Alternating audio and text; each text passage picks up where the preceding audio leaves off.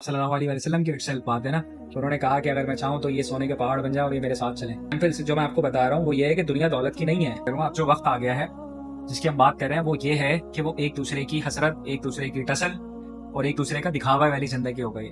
اس کو کوئی پرواہ نہیں ہے کہ کسی کی بیٹی ہمارے مطلب اسی کے خاندان میں کسی کی بیٹی، کسی کی ماں یا کسی کی بہن وہ اس چیز کو دیکھ کر ترسے گی یا وہ اس چیز کو دیکھ کے دل کے اندر اللہ تعالیٰ سے ملامت کرے گی کہ میں یہاں پہ کیسے اور وہاں اتنا مقام یا اتنی ساری چیزیں.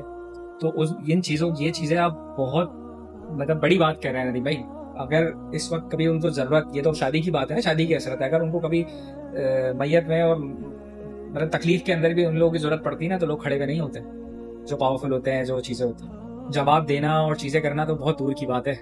آپ جس اینگل کو اٹھائیں گے نا ہمارے معاشرے میں، جس اینگل کو آپ بات کریں گے وہ اینگل تباہ و برباد ہو چکا. اس اینگل کا دین اسلام سے، آپ صلی اللہ علیہ وآلہ وسلم کی تعلیمات سے، آپ صلی اللہ علیہ وآلہ وسلم کی زندگی سے دور دور تک کوئی مطلب میل جول ہے ہی نہیں. آج دنیا کیا ہے؟ آج دنیا صرف پیسے کے پیچھے بھاگتی ہے. ایسا ہی ہے. پیسہ کمانے کا طریقہ، جو راستہ کیا نکالا؟ تعلیم. جو ہم نے لاسٹ میں بات کی، جتنی زیادہ تعلیم اتنے زیادہ پیسے. یہ زندگی ہو چکی ہے. پھر دوسرا ٹرینڈ کیا بن چکا ہے؟ بے حیائی کامن ہو گئی ہے.